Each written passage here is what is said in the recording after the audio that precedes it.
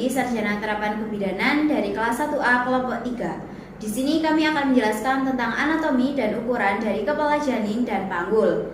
Anggota dari kelompok kami yaitu ada yang pertama Nurul Oktavia Kartika Murti Wijayanti NIM 007. Saya sendiri Renatcha Salsabila dengan NIM 021. Saya Salsabila Balkis Nur Aini dengan NIM 022.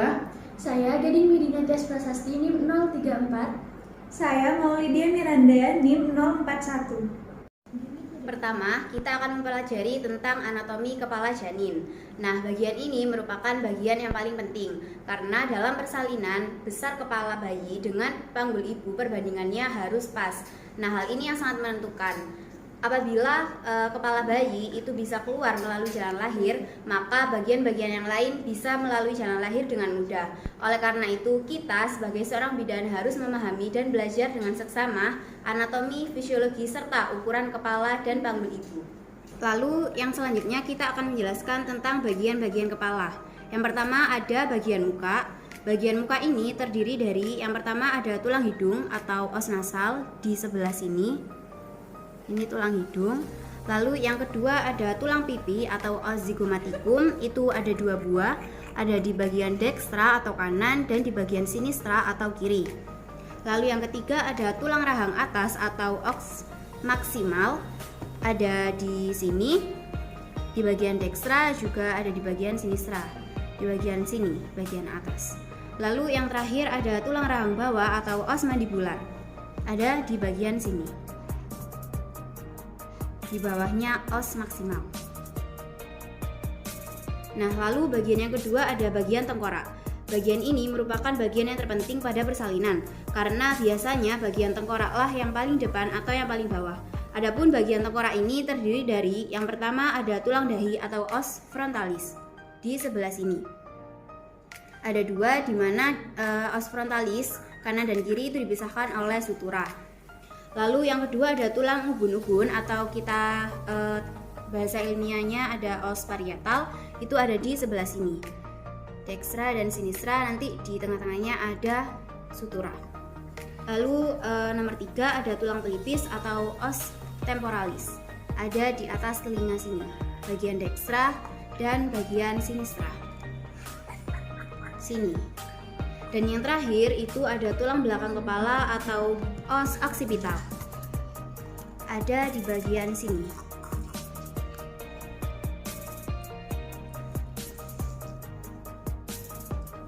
Nah, pada persalinan tulang-tulang bagian muka itu melekat dengan erat satu sama lain.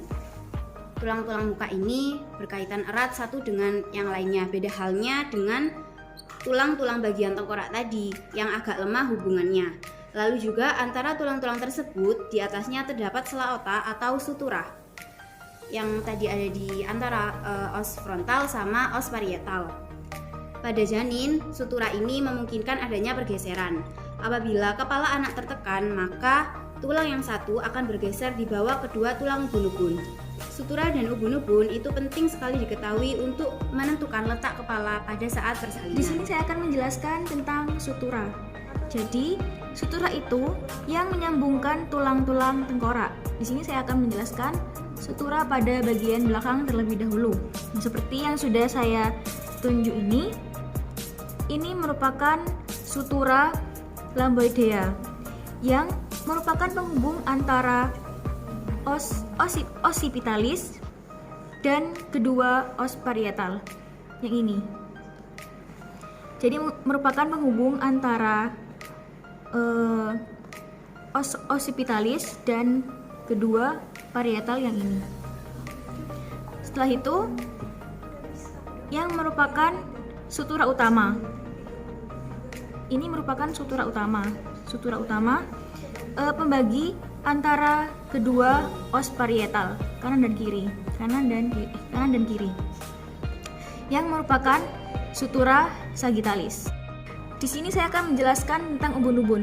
Jadi, ubun-ubun sendiri terbagi menjadi 2, yaitu ubun-ubun besar dan ubun-ubun kecil. Ubun-ubun besar ini pada saat bayi dia bisa berdenyut. Nah, dan ini menjadi indikator seorang bayi mengalami dehidrasi atau tidak. Jadi, kalau misalnya terlihat cekung, berarti kemungkinan dehidrasi. Tetapi, kalau bentuknya rata sama dengan tulang tengkorak, itu kemungkinan kondisinya memang baik. Nah, kemudian untuk ubun-ubun besar ini, dia akan menutup saat seorang anak itu mulai berusia 18 bulan sampai 3 tahun. Ini berangsur-angsur menutup dan tidak bisa diraba lagi denyutannya. Ubun-ubun besar itu tersusun atas 4 sutura. Yang pertama, sutura frontalis terdapat di sini. Sutura frontalis yang di depan sini. Kemudian yang kedua, sutura coronalis. Sutura coronalis terdapat di sini, kanan maupun kiri. Dan yang terakhir yaitu sutura sagittalis, terdapat di belakang sini. Jadi di sini yang frontalis, di sini yang coronalis, dan di sini yang sagittalis. Bentuknya itu menyerupai kepala panah. Sudut depan yang runcing menunjuk ke bagian muka anak atau janin, sedangkan sudut belakangnya itu tumpul. Selanjutnya, yang kedua, fonticulus minor atau ubun-ubun kecil, atau disebut juga dengan fonticulus posterior. Ubun-ubun kecil ini bukan merupakan lubang besar pada tengkorak, tetapi tempat di mana 3 sutura bertemu. Selanjutnya yang kedua yaitu fonticulus minor atau ubun-ubun kecil, atau sering disebut juga dengan fonticulus posterior. Ini bukan merupakan lubang besar pada tengkorak, melainkan tempat di mana 3 sutura bertemu. Nah, ubun-ubun kecil ini tersusun antara atas pertemuan sutura lamboidea dan sagittalis. Nah, yang belakang ubun-ubun kecil, pertemuan antara kedua sutura lamboidea sebelah kanan dan kiri, dan sutura sagittalis yang ini. Jadi yang lamboidea itu yang kanan kiri ini, kanan dan kiri, dan sutura sagittalis yang di tengah ini. Nah, jadi secara keseluruhan, kalau yang tadi kan sudah saya jelaskan tentang ubun-ubun besar. Nah, kalau yang ubun-ubun kecil ini bisa lebih cepat menutupnya. Nah, kalau yang ubun-ubun kecil tadi itu kan bisa lebih cepat menutupnya. Nah, kira-kira itu ubun-ubun dan sela-sela itu baru akan tertutup ketika anak sudah berusia 1,5 hingga 3 tahun. Baru nantinya akan menutup. Jadi itu semua tergantung pada anaknya. Selanjutnya kita akan menjelaskan ukuran muka belakang pada bayi. Yang pertama ada dimensi suboccipita pragmatica yang dimulai dari ukuran dari verumen magnum ke ubun-ubun besar. Verumen magnum itu adalah ini yang saya tunjukkan, sampai ke ubun-ubun besar. Ubun-ubun besar di sini. Nah, ukuran itu yang paling kecil itu antara 9,5. Jadi kita buktikan apakah sesuai. Ya, baik, ukurannya sesuai, yaitu 9,5 di dimensi suboccipita pragmatica. Nah, ukuran ini adalah ukuran muka belakang yang terkecil. Nah, jika dicatatkan sebagai dimensi suboccipita pragmatica, itu kita bisa lihat di sini adalah tulang panggul dalam keadaan berbaring. Nah, jika dikatakan dimensi suboccipita pragmatica itu jika kepala bayi itu keluarkan. Nah, itu sampai sini. Nah, ini tuh disebut dengan dimensi suboccipita pragmatica. Selanjutnya, dimensi yang kedua adalah dimensi suboccipito frontalis, di mana ukurannya dari verumen magnum, yaitu yang berada di sebelah sini, dan ke pangkal hidung. Pangkal hidung itu di sini. Jadi itu kira-kira itu ukurannya itu 11 cm. Nah, kita coba sekarang mengukur dengan meter. Apakah sesuai? Apakah ini lebih? Ternyata ukurannya berbeda, yaitu Di sini ukurannya sekitar 16 cm. Jadi ukuran pada dimensi suboccipitofrontalis itu kira-kira 11 cm sampai 16 cm. Nah, ukuran ini tuh melalui jalan lahir pada letak belakang kepala dengan fleksi yang sedang. Baik, selanjutnya ada dimensi fronto-occipitalis. Nah, dimensi ini dimulai dari pangkal hidung sini. Selanjutnya sampai ke titik yang terjauh pada belakang kepala. Sekitar sini ya. Di sini. Kita coba ukur.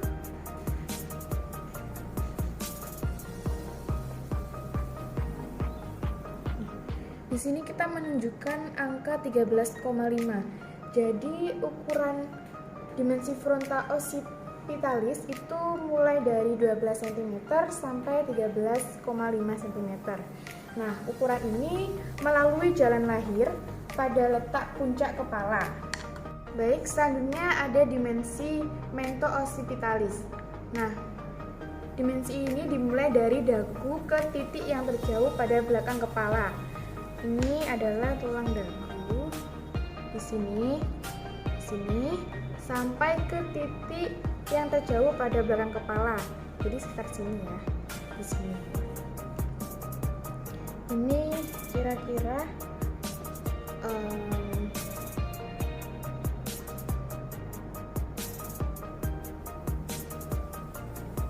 di sini sekitar 21 cm ya.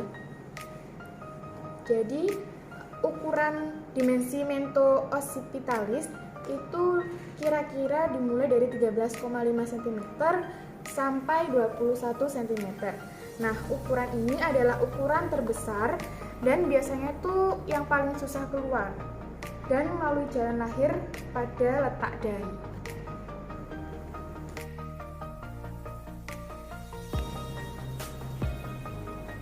Baik, selanjutnya yang terakhir adalah dimensi submentobregmatica.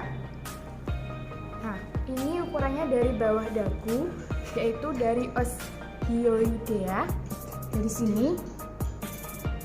Nah, dari sini sampai ke ubun-ubun besar. Di sini. Kita coba ukur.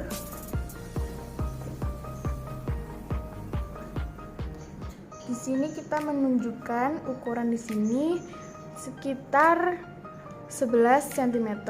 Jadi bisa dikatakan bahwa ukuran dimensi submentobregmatica itu dimulai dari 9,5 cm sampai 11 cm.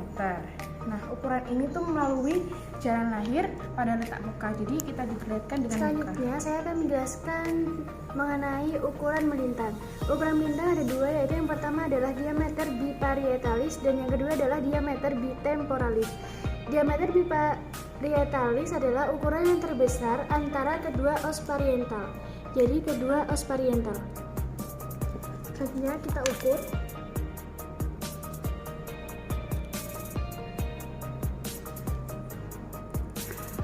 Ukuran antara kedua os pariental yaitu 11 cm. Jadi bisa kita simpulkan bahwa diameter biparietalis adalah ukurannya di antara 9 cm sampai 11 cm. Selanjutnya adalah diameter bitemporalis. Diameter bitemporalis adalah jarak yang terbesar antara sutura koronaria kanan dan kiri. Sutura koronaria kanan dan kiri. Baik, kita ukur.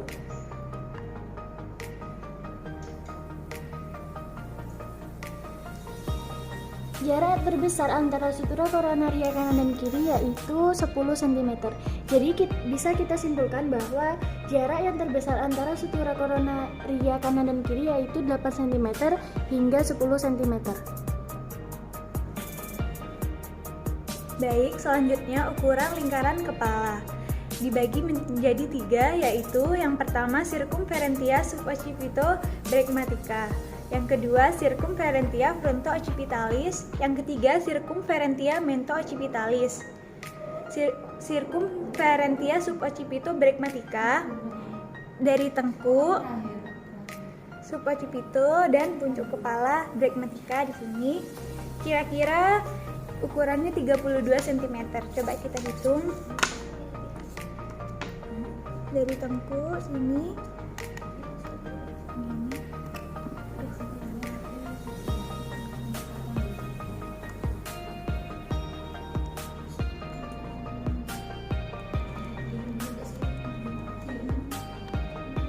Di sini 29 cm.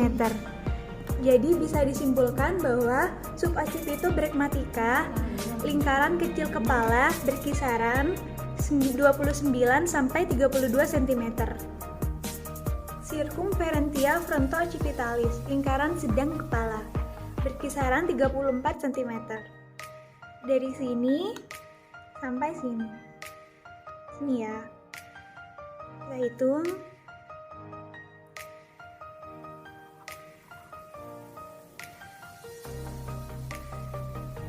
Di sini menunjukkan 30 cm. Bisa disimpulkan bahwa fronto-occipitalis berkisar antara 30 sampai 34 cm. Dan yang terakhir, circumferentia mento-occipitalis, lingkaran besar kepala, berkisar antara 35 cm. Coba kita hitung dari dagu sampai melewati telinga ya.